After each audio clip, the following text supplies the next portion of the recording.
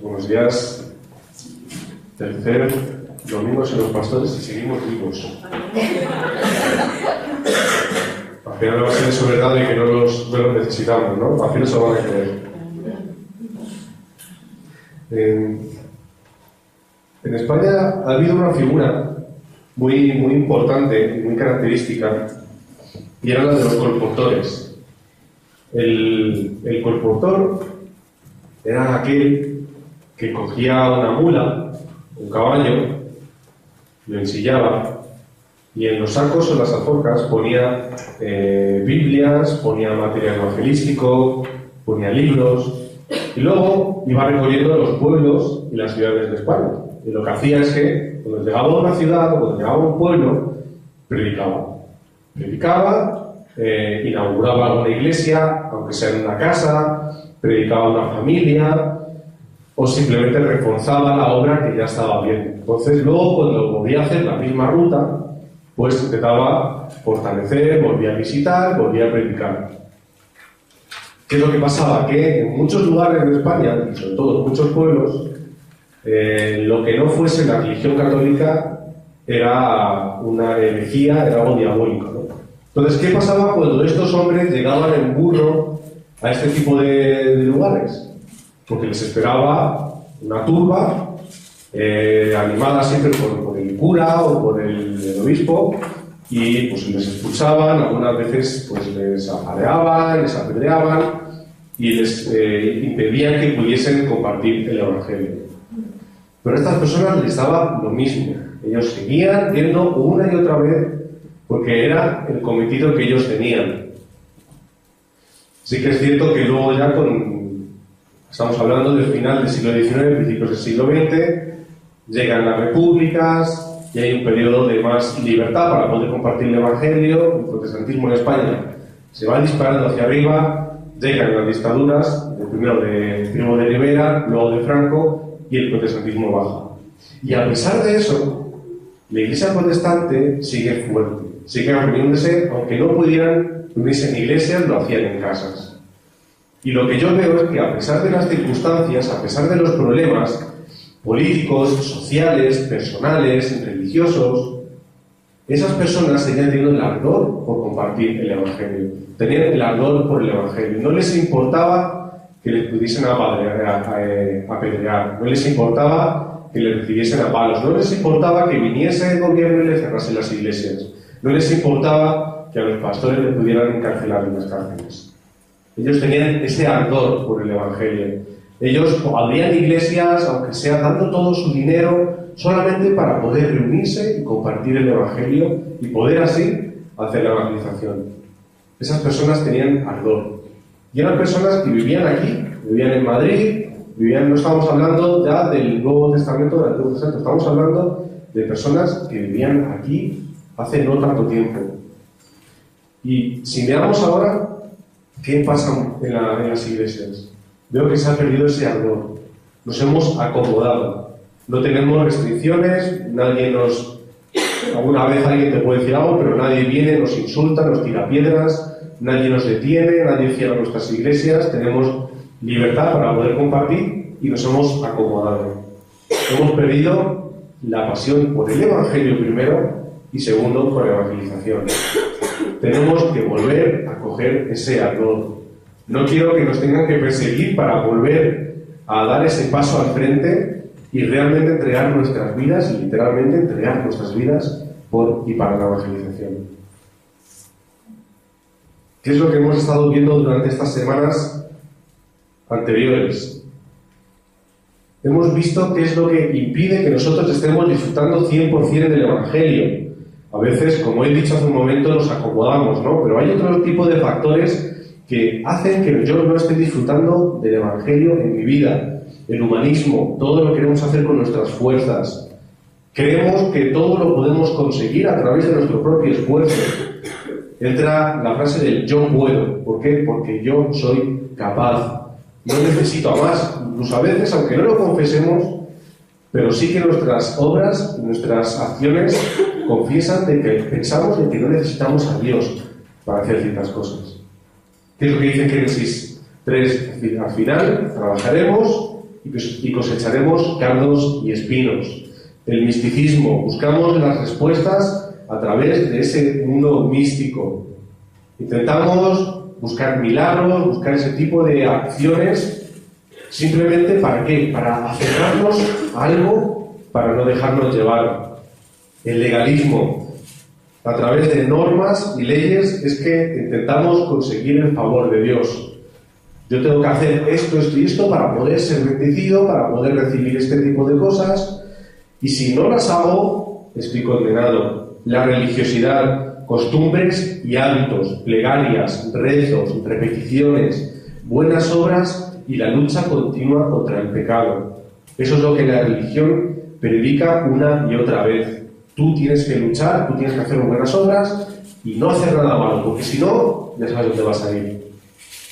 ¿Qué es lo que tenemos que tener claro en nuestra vida? La seguridad de la salvación y del perdón de los pecados. No te preocupes, no tienes que estar luchando contra el mal, no tienes que luchar contra no hacer cosas malas. Lucha para pegarte al Evangelio. La salvación no la vas a perder, por mucho que te puedas equivocar. Siempre te puedes levantar. Siempre hay una frase muy famosa que dice: caerse es opcional, pero levantarse es obligatorio, ¿verdad? Lo hemos escuchado muchas veces. Pues es igual, no te preocupes. La obra del Espíritu Santo, tenemos la guía, el discernimiento, el poder, todo a través del Espíritu Santo. Tenemos que tener esa seguridad, la seguridad de las respuestas a las oraciones. Orando, esa oración verdadera, Dios te va a responder. A veces tardará poco, a veces tardará menos. A veces no verás la respuesta y otras veces sí que la verás. Recibirás un no, un sí o un espera.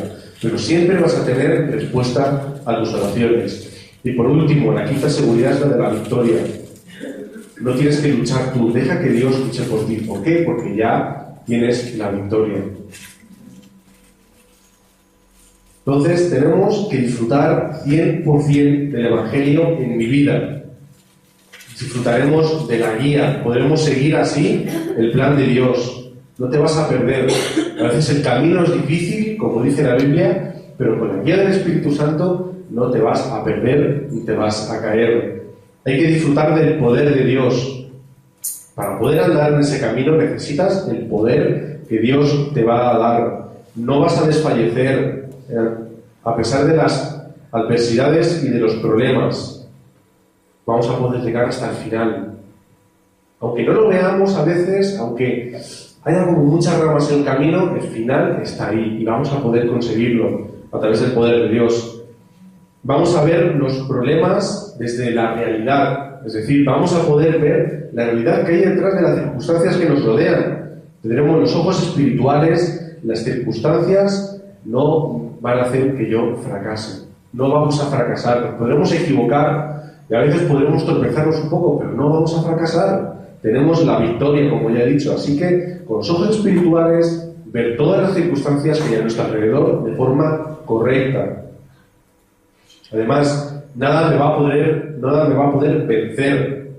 No tenemos que ser engañados. Satanás no nos puede vencer, no nos puede hacer daño. Lo único que puede hacer es engañarnos y hacer que no estemos disfrutando de estas bendiciones, que perdamos la seguridad que tenemos en Dios y que estemos teniendo una imagen equivocada del Evangelio y de Dios. Tenemos que ser conscientes de que nada me va a poder apartar de los brazos de Dios.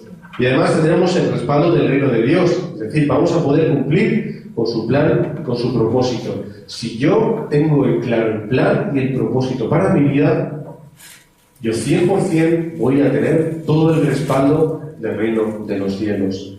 Todo el respaldo. No salgamos de ahí. Cuanto más grande sea nuestro plato, cuanto más grande sea nuestra vasija, más Dios nos va a poder utilizar para su plan y para su propósito. Así que vamos a leer varios textos. Vamos a empezar por Hechos 1.8. Hechos 1.8, 14, 2.4 y 2.41. Pero lo vamos a leer, aunque sean salteados durante 2 versículos, pero simplemente cogiendo esos pequeñitos detalles.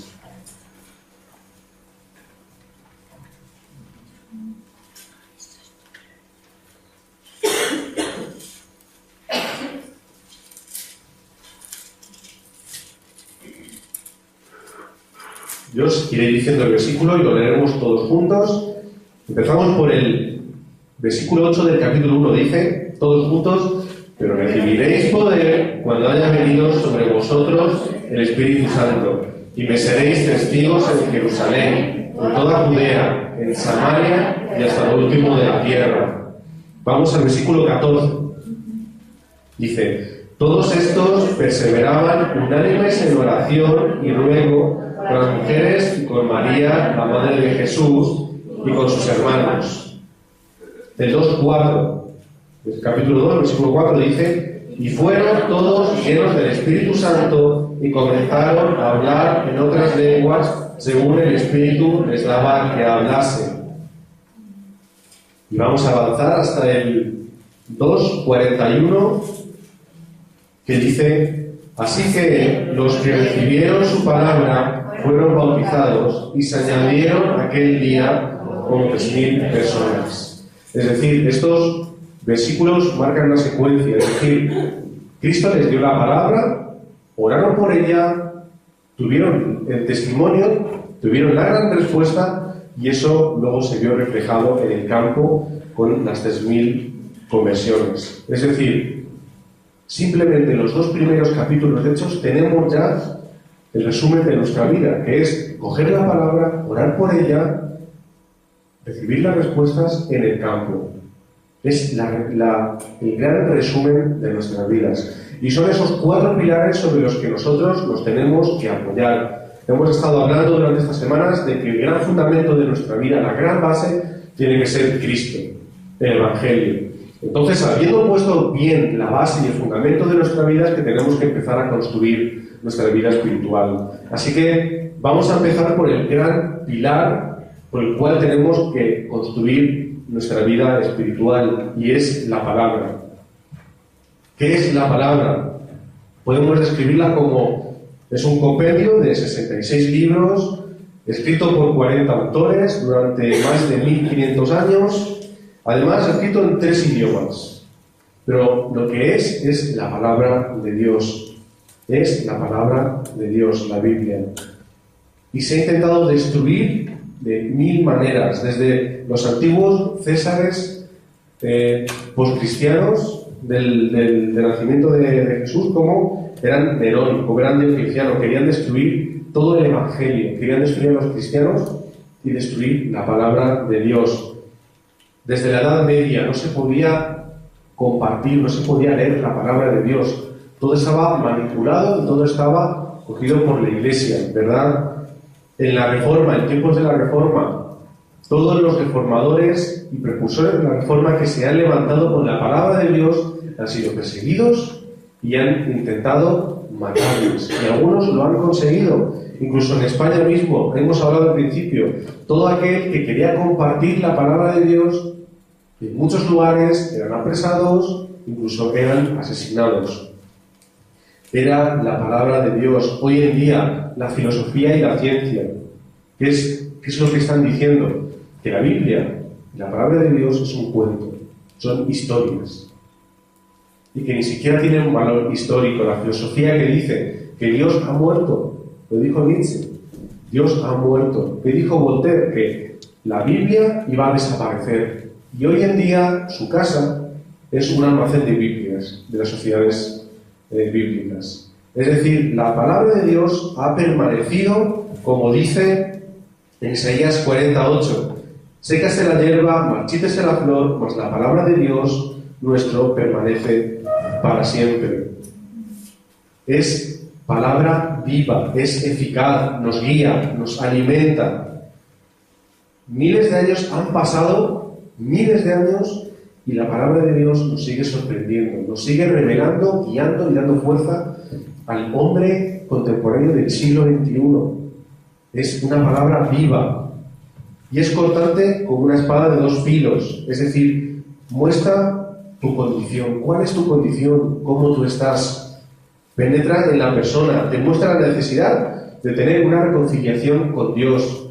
Muestra el problema de la persona, pero también muestra cuál es la solución en Cristo Jesús. Lutero sufrió mucho. Él en sus comienzos como monje vivía lo que antes hemos dicho, vivía en el humanismo, misticismo, legalismo y una gran religiosidad. Sufría mucho, no tenía respuesta en su vida. Y una vez, su padre espiritual, el jefe de la orden, le dijo: ¿tú has leído la Biblia? Y Lutero dijo: pues no, la Biblia en sí no la he leído. Entonces le mandó que la leyese. Y él, Lutero, leyendo la Biblia y llegando a textos como tenemos en Romanos 1:17, donde dice: y el justo por la fe vivirá.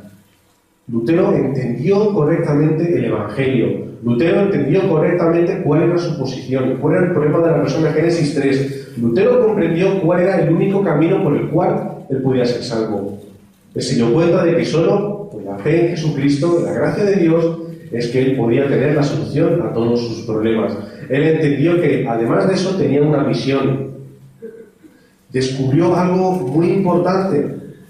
Él había crecido en religiosidad, pensando en lo que tenía que hacer, en leyes, en normas, en lo que iba a pasar si él no lo hacía bien y no tenía respuesta. Pero simplemente, cogiendo el Evangelio de Cristo, él pudo abrir sus ojos y entender 100% cuál es la misión. Él tuvo las respuestas de 1000 años. Una persona limitada, con problemas, se equivocaba, no era perfecto, pero simplemente cogiendo el Evangelio y tomando el evangelismo como la misión de su vida, tuvo las mayores bendiciones que a día de hoy siguen estando latentes. Tenemos que aplicar la palabra de Dios a nuestra vida. Amén. Tenemos que disfrutar 100%. No podemos olvidarnos de que es palabra de Dios para ti y para mí. Tenemos que estar fuertes en ella. Él entendió: el justo por la fe vivirá. Él entendió que no hacía falta nada más. No hacía falta luchar, no hacía falta el misticismo, el legalismo, la religiosidad, el humanismo. Él entendió que solo con Cristo, que solo con el método de Cristo, él podía llegar hasta el fin del mundo. Y llegó hasta el fin del mundo. Tenemos todos los domingos la bendición del mensaje del púlpito. Tenemos que entender de que el mensaje es para ti. Cuando estemos sentados como ahora estamos escuchando qué es lo que Dios tiene para mí. Olvidémonos del que tenemos al lado, de nuestros problemas, nuestras situaciones, qué es lo que Dios tiene hoy para mí. Cojamos el mensaje de forma personal, personaliza el mensaje. Busquemos en el mensaje qué dirección tiene Dios para ti, qué es lo que Dios te está diciendo, por dónde te está guiando, qué es lo que tienes que hacer. En el mensaje, en la palabra de Dios, es donde tú vas a encontrar la mayor guía para tu vida. La fuerza, el mensaje te fortalece. Enraiza en el mensaje y tendrás la fortaleza y tendrás las obras que son invisibles para tus ojos, pero que vas a tener testimonio y evidencias en tu vida. Coge correctamente los títulos de oración. Escucha el mensaje y qué es lo que Dios me ha dicho, qué es lo que yo voy a estar orando y orando hasta que Dios lo cumpla en mi vida, porque entendemos que la palabra de Dios es una promesa. Y las promesas Dios las cumple. Los pactos Dios al final los acaba cumpliendo. Cojamos el hábito de leer la Biblia cada día. Tenemos que leer la Biblia. Repasemos el mensaje del domingo y cojamos bien los títulos de oración. No paremos todos los días de tener nuestro tiempo personal con Dios e ir una y otra vez al mensaje que hemos recibido, a la promesa y al pacto que Dios ha establecido con nosotros. Repasemos también incluso los versículos que el pastor puede dar en el mensaje. No leamos simplemente nuestras notas, volvamos a repasar la Biblia, volvamos a ir desde principio a fin qué es lo que Dios nos ha dado. Vamos a intentar encontrar la dirección en el mensaje y vamos a incluso escuchar otra vez el mensaje de la semana. Tenemos la bendición de que tenemos el mensaje del púlpito, tenemos luego también un domingo sí, un domingo no, tenemos el mensaje para el campo, hoy vamos a tener el mensaje para los padres y en internet podemos escuchar también desde Corea muchos mensajes y lo podemos escuchar una y otra vez durante la semana. Tengamos el hábito de escuchar el mensaje, repasarlo y profundizar en él. El segundo gran pilar sobre el que tenemos que estar construyendo nuestra vida es la oración. Y ahí lo tenemos en Hechos. Ellos estuvieron durante 40 días escuchando las palabras de Jesús. acerca del reino de los cielos y les prometió al final en el versículo 8 que iban a recibir el Espíritu Santo y que iban a poder llegar hasta el fin del mundo. En el versículo 4 del capítulo 2, ¿qué es lo que dice? Recibieron el poder del Espíritu Santo, es decir, Dios ya les estaba contestando a sus oraciones. Y luego eso se vio reflejado en el campo. ¿Qué es lo que tenemos que hacer? Conectar la oración con la palabra. Debemos aprender a equilibrar la palabra de Dios y la oración en nuestra vida. La oración sin la palabra, al final te va a llevar por una dirección equivocada. No podemos orar sin la palabra, porque es la verdadera dirección. Y es que a través de la palabra podemos conocer cuál es el corazón y cuál es el plan de Dios. Y donde está el corazón y el plan de Dios, ahí tienes que ir tú. De cabeza tienes que ir. Ellos, la iglesia primitiva, aprendieron muy bien este método.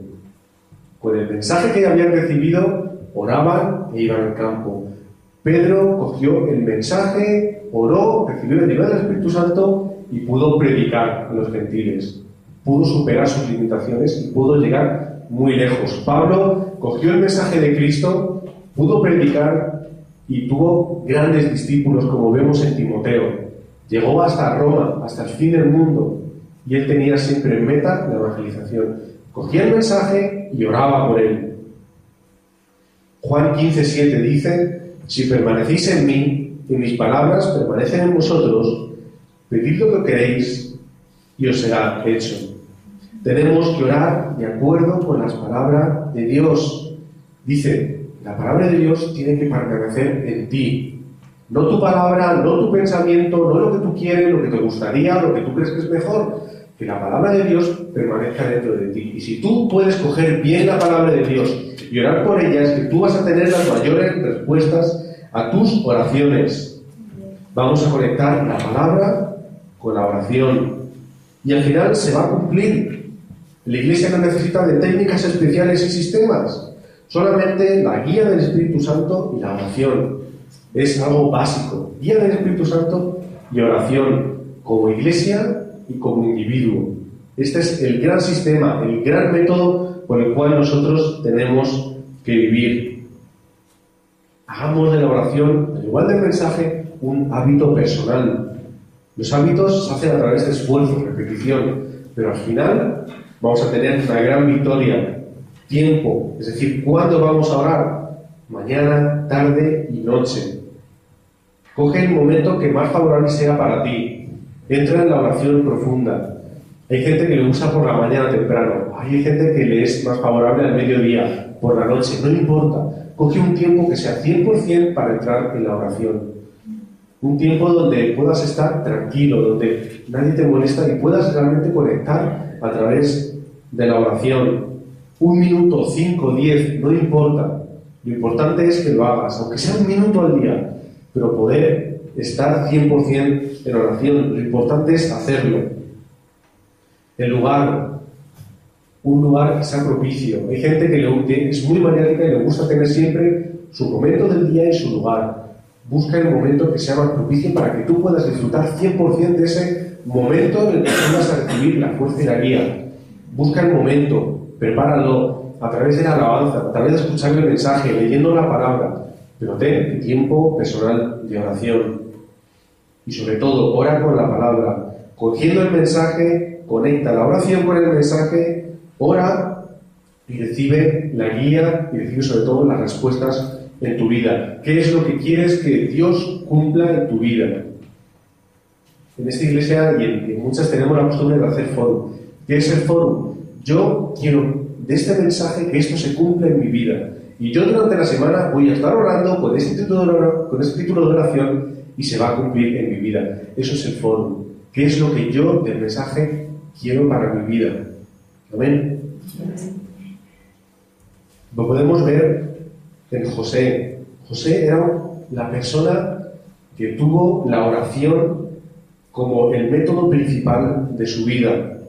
Él primero escuchó el pacto. Su padre, Jacob, seguramente le estaría hablando, le estaría diciendo, pues mira, el pacto que Dios estableció con Adán, con Noé, con Moisés, con Isaac, conmigo, y lo va a cumplir contigo. Y ese es el pacto que José cogió para sí. Es decir, él no pensó que el pacto era, bueno, pues era para mis antepasados y yo ya soy algo distinto. No, él cogió la palabra de Dios y se la aplicó en su vida. Dijo, este es el pacto y la promesa que Dios también ha establecido conmigo. Y también podemos ver algo muy importante, que es la bendición generacional que Jacob estableció con su hijo. Aquello que le transmitió es lo que al final a José le salvó y le llevó hasta lo más alto. Tenemos que transmitir a nuestros hijos el pacto de Dios, la palabra, ayudarles a conseguir estos hábitos correctos espirituales. José había crecido entonces con el pacto, enraizando en el mensaje que él había escuchado, enraizando en su relación personal con Dios, fomentando su vida espiritual.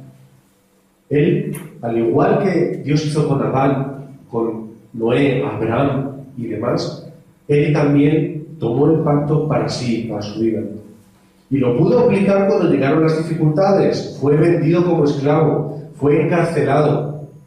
Y a él no le importó, no hizo nada. Lo que hizo que fue aferrarse al pacto que Dios le había entregado. Aquello que él había aprendido y que había estado disfrutando durante su crecimiento. No le importaba que le pudiesen decir que le pudiesen tachar de lo que fuese, que le pudiesen meter en una cárcel y a saber en qué condiciones.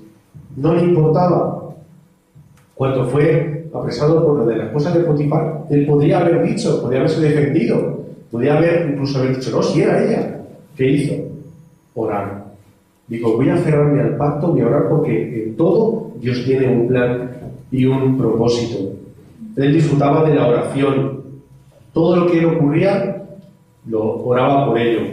Incluso más que un método, más que una acción, era su forma de vivir, era la oración. Él vivía mediante la oración, toda circunstancia, todo problema, toda bendición, él lo llevaba a la oración. Tenía total confianza en Dios, no se preocupaba, sino que disfrutaba de Manuel, la gran bendición que nosotros tenemos. Tenemos que ser como José, tenemos que disfrutar de Manuel en nuestra vida. No solo de Manuel cuando llegan los problemas, las dificultades, de Manuel todos los días. Tenemos que estar lo suficientemente fuertes con el Evangelio que para que cuando llegue un problema no veamos el problema, no nos angustiemos, no tengamos que echar mano de orar y de clamar, sino que ya nuestro estado sea un estado de oración en el cual no nos preocupemos.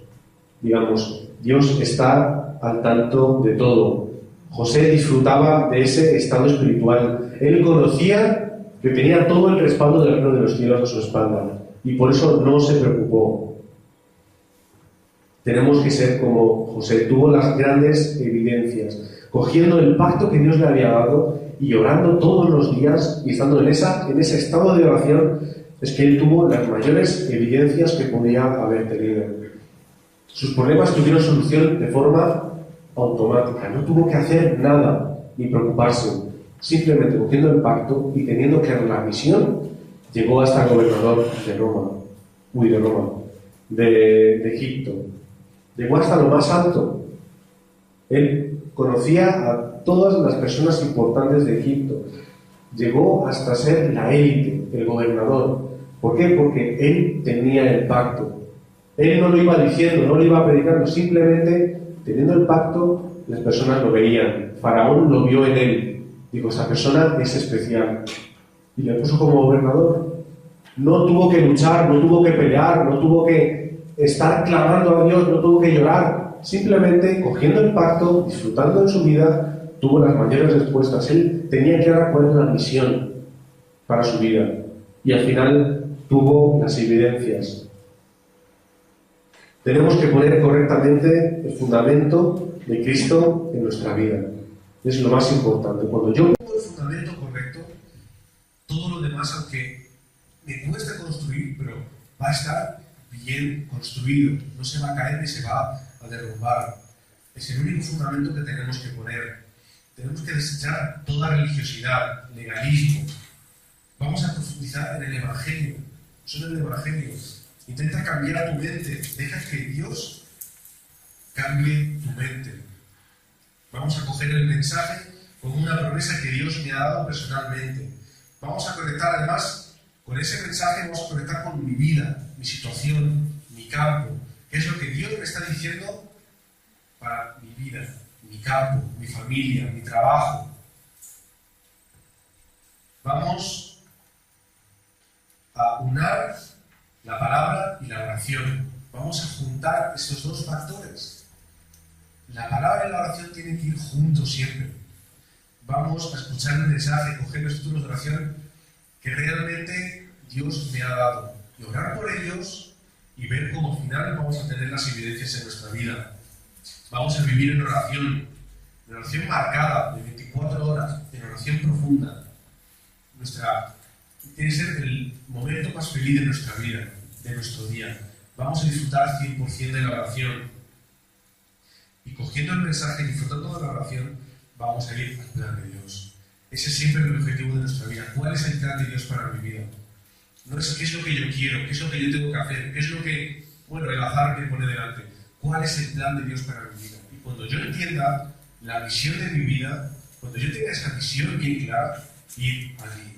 No importa lo que te pueda venir por un lado o por otro. No importa lo que a ti te guste hacer o cuál sea tu deseo. No importa. Primero pon el fundamento y ve hacia el plan de Dios. Señor, te queremos dar gracias por tener muchas dado. Gracias porque tú nos das, Señor, la palabra, nos das, Señor, la respuesta a nuestras oraciones, nos has dado un plan y una misión, Señor, en la cual podemos cumplir, Señor. Además, de forma sencilla, puesto que tú lo haces en nuestra vida, Señor. Tú ya nos has dado la victoria, nos has dado la promesa, que vamos a ser testigos.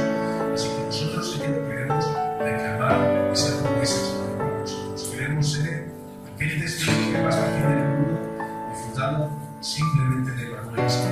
Tenemos que hacerlo fácil en nuestra vida, no tenemos que complicarnos, Señor. Queremos simplemente, a través de la oración, profundizar, Señor, nuestra vida espiritual contigo, Señor. Vamos a poner bien el fundamento, vamos a coger bien el mensaje, Señor, y vamos a disfrutar de la oración todos los días. Oramos en el nombre de Jesús. Vamos a estar unos minutos cogiendo los títulos de oración para luego, durante la semana, estar haciendo orar.